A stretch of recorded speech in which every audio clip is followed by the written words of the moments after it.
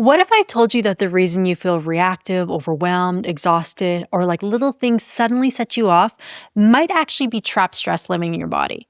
Because so many high performers think they just need to push through hard seasons, stressful moments, or emotional things that happen in life. But if that sounds like you are absolutely not alone. Welcome back to the Higher Alignment Podcast. I'm Mintu Lam, Executive Burnout Coach, and I help high performers regulate their nervous systems so they can stop living in survival mode and start feeling like themselves again. And in this solo episode, I'm sharing a really vulnerable story about what happened when my dog Oscar and I got attacked on a walk, and the surprisingly powerful lesson it taught me about nervous system regulation, stress, and why we have to stop bypassing hard things. Stick around because by the end of this episode, you'll know exactly how to process stress out of your body before it turns into burnout, anxiety, or emotional overwhelm.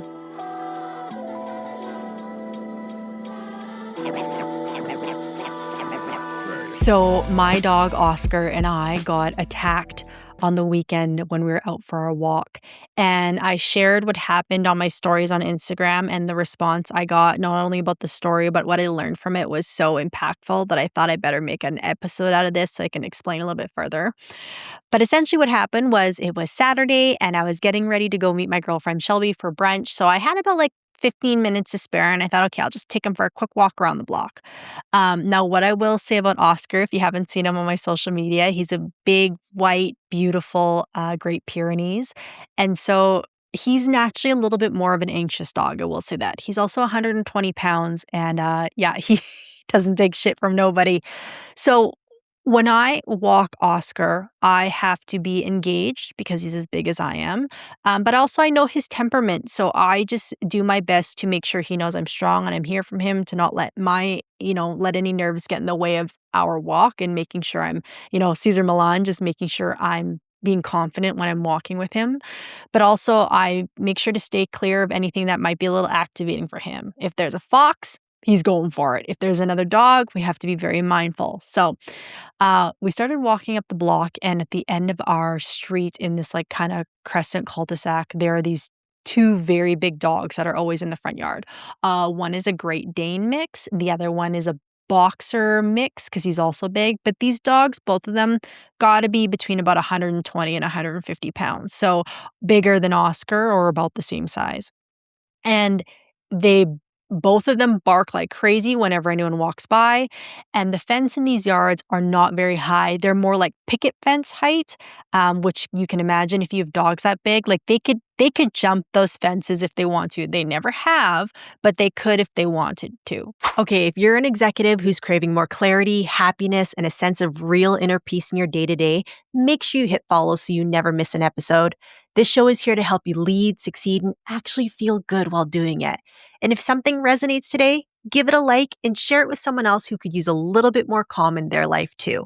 This day we come out and I hear them barking, but then I look up the road and all of a sudden I see them come out the front gate. Okay, so they didn't hop it, they just walked out that front gate and they started coming their way.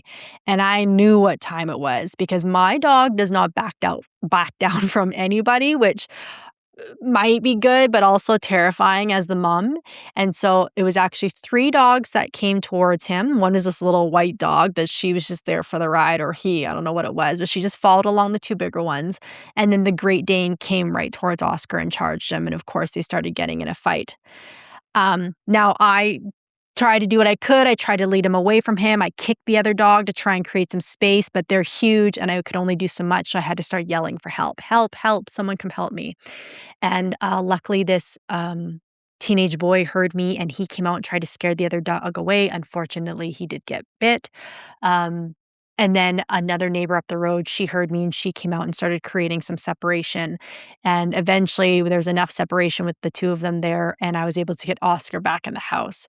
Um, the boy ended up being okay. Unfortunately, that happened. We had to report it to the police. My other neighbor, she got the dogs back in the yard. However, when I got Oscar back in the house and I locked the door behind us, I sat down and I cried. And I said, I'm so sorry. I'm so sorry, Oscar, that happened to you. And I bawled and I bawled and I bawled. And Thomas was actually out of town when this happened. but I just felt helpless. Like, he was okay. He was okay. He didn't get hurt. The dog did make contact, but, Oscar's strong and quick and also has this big fur, so if anyone tries to bite him, he's got a layer of protection around him, but he was okay. A little worked up, of course, but I cried and I just felt so helpless. Like, it was scary to be charged, but in the moment, I was in full protection mode. Like, I was just trying to protect my dog. That's my baby. Like, get this other dog away from him. And then when I got inside, I was just overcome with adrenaline probably coming down, but also just, yeah, that's my baby. I felt so bad that that happened to him and that we got in that. So I cried and I cried and I cried hard. Um, and then I called Thomas and I told him what happened. And, he was just grateful we were okay. And then I had to call the police and deal with all that. So once we kind of got everything settled, I got Oscar in the house. I had to now go meet my friend Shelby. And, she said, she's like, "You can stay home if you want." And I was like, I know, I think it's better if I'm with someone right now. And Oscar was okay. He was calm and he was in the house. He was, if anything, I honestly think he was like happy to kind of get in a fight because he's kind of wired like his dad, like wants to get up a little tough guy aggression every once in a while, And so when his dad's home, his dad's the boss. So he's not letting him get in those situations. And Thomas would have had the strength to be able to probably separate it better than I did. So, and he was just protecting his mom. That's what he was doing. He did his job. And again, like that breed, Great Pyrenees, if you have them on a farm, they're there to protect livestock, to protect chickens and goats and sheep. They're also bred to fight coyotes, like the ones that are on the farm, they do that. So for Oscar, this is kind of like, oh yeah, I get to be in the action. So he was okay. One of the biggest struggles for high achievers is they can't tell whether they're burnt out or just overly tired. That's why I created the High Performer Stress Assessment, which will assess exactly what your mind and body are struggling with and what you need to start feeling more balanced, grounded, and happy ASAP. It only takes 2 minutes to complete, and you can find the link in the show notes below. However, for me, it was really hard. So driving to meet my friend, I cried more and then I'd stop. And then as soon as I saw her, I'd cry again. And then about every single hour for the rest of the day, I cried. And like hard, like just broke down crying. And I'd cry for a few hard minutes and then I'd get myself back together. And here's why I want to share this. When something activating, traumatizing, triggering, however you want to say it to the system happens, we have to process the stress. If we don't process the stress, it gets trapped in our body, and that's how we end up sick. That's why we end up reactive and short-tempered. That's why we can't sleep, is because all that tension I took on from that event, all the stress that came into flooding into my body from that event, it needs to go somewhere. And if it doesn't go somewhere, it stays trapped and it builds up and it builds up and it builds up and it builds up. And again, that's how we end up sick, burnt out, resentful, etc., depressed. So I had planned to do a bunch of recording and work on that Saturday after I had gotten back from this lunch. And instead, Shelby and I went for a walk so I could process and release the stress that way. And then again, I allowed myself to cry off and on for the day. I canceled all my other plans because I knew if I would have just said, "Not a big deal, Mintu. It's over now. You're safe. You're in the house. It's done. Get over it. Move on with your day." That stress would have sat in my body. I would have stayed in fight or flight. And again, I would have not been able to sleep that night. I probably would have carried the stress into the next day or the next day. I would have been more reactive. I would have been more on edge. I would have been in protector mode all the time. So I knew it was important for me to do that. Okay. So I allowed myself to cry and cry and cry. And honestly, I ended up sleeping really good that night. And the next day we were all moved on and it was okay. Now, my point in sharing that again is this: if something activating happens to you in your life, if you don't process the stress, it gets trapped. And you have to process the stress through movement. Okay. You can't think your way through stress. You can't talk your way through stress. A therapist can help, yes, make sense of it, but if you're not showing the nervous system that it can release the stress, because that's what's holding on to it, it's your nervous system. If you're not showing it can release stress through action, it's going to hold on to it, okay? So what does releasing that stress look like? Well, it kind of depends on what your default stress response is. For me, when I get stressed out, I go into fight or flight or sympathetic, okay? So if you're someone who defaults to that mode, for you, it's gradual slow down release. So again, that can look like the crying. That can look like going for a walk. That can look like shaking or tapping or breath, right? Like really releasing long exhale breaths, okay? If you're someone who goes into freeze mode, so if that would have happened to you and you would have froze, for you it's gradual movement and connection. So that might be hugging someone. That again might be a walk. That might be getting up to do something that's not related to what just happened. So maybe that's cleaning or putting on some music that you love and like swaying or some stretching, just gentle activating movement, okay? But the point is you gotta move the stress out. For me that day, it was crying a lot. It was hugging Oscar and allowing me to be held by Thomas when he got home. That's what helped me transmute that stress. If I would have said, no big deal, I have 3 hours of work planned, I got to get to that, I guarantee you, it's Monday now, that happened on Saturday, I'd still be sitting in an uneasy state and wondering, why do I feel this way? What's the big deal? Well, because my body didn't process the stress. Okay? So when things happen to us and we don't do that, and we don't do it, and we don't do it, like we keep repeating, ignoring the behavior and just bypassing it, guess what? That's when the email from your boss sets you off. That's when your kids ask you for something and it sets you off. That's when someone calling you feels like too much. That's when someone saying no feels like you're going to have a mental breakdown. When those little things that shouldn't feel that, activating to you start setting you off to that degree, it's a sign that your stress bucket is full. You got stress trapped in the body and it needs to be released. I always tell clients that like your nervous system is just like any system in your business, okay? The more efficient that system runs, the better well-oiled it is, or just like a car, the better that machine runs, the better everything runs. The more money you make, just everything does its job.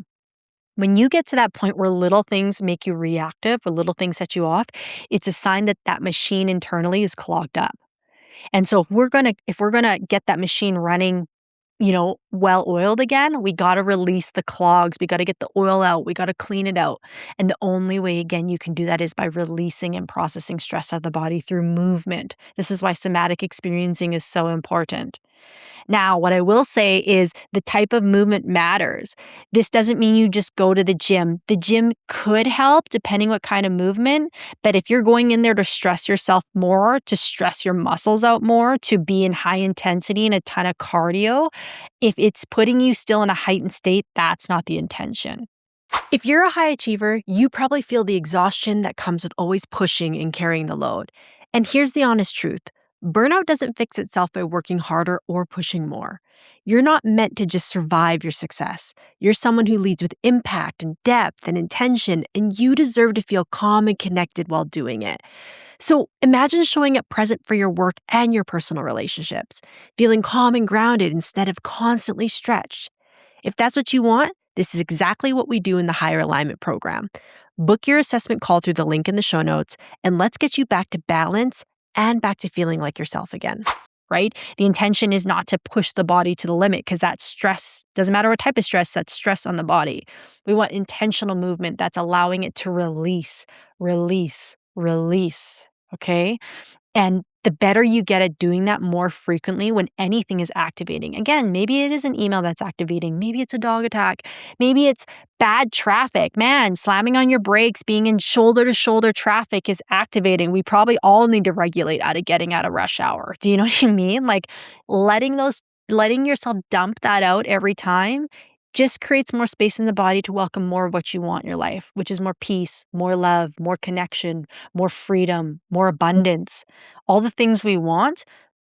If you're up to the brim in stress, you can't welcome that stuff in, right? So even like one of the first things I do with my clients based on where they're at in the journey is the first couple weeks together, we're just learning how to process and release, release, release, release, release. Once they release enough, we can get their body back to baseline. We can get them feeling more present. Now we can welcome in more of the good stuff. But if we don't do that first part, I can throw a million tactics at you that work great, but they won't stick. They won't work because you haven't emptied out the unprocessed stress.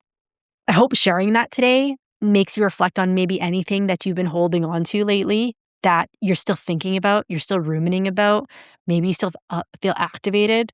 Go intentionally release it. And I promise you that will help. And do it as much as you need to. If you need to cry over something, don't give yourself a limit. Cry every day if you need to. I bet you once you cry, you'll probably feel better about going on with the rest of your day instead of carrying it in the back of every meeting, every interaction, every phone call. Go take your time to cry, get it out, and then go on. And then do that the next day if you have to, or again that evening, or whatever the case is. There should be no limit on your healing. There should be no limit on supporting your body to shake off the activating things in life. Okay? And again, I let myself cry every hour for an entire day. And because I did that, I was able to move through the event. And now, yeah, I'll be honest, I haven't taken Oscar for a walk since, because that day it would have been too much for me to do it again. So I got Thomas to do it, and now it's raining. So, he's a beautiful white dog. We're trying to be strategic when we walk him. But for instance, I'm not going to jump into walking him by myself again because my nervous system's going to remember what just happened. The next time I walk him, I'm going to walk him with Thomas. And I'm probably going to just be with them while Thomas walks him. And then the next time I'm going to walk him while Thomas is with me, right? And then from there, maybe I'll get to the point again where I feel confident that I can walk him and not have that activating stress stuck in my body. Okay? This is what we call disconfirming experiences. Pairing disconfirming experiences with regulation is how we create the life that we want. So, if there's anything activating that you've been holding on, go release it from the body. I promise you, you'll feel better. And don't be ashamed if it takes you 10, 20, 30, 40 times of releasing till you finally get it out of your body. If it's been in there for a while, it's probably going to take a little bit more effort. But I promise you, when you start to release more efficiently and your body knows how to do that, that's when you can welcome in more of the good stuff. And that's how you actually heal.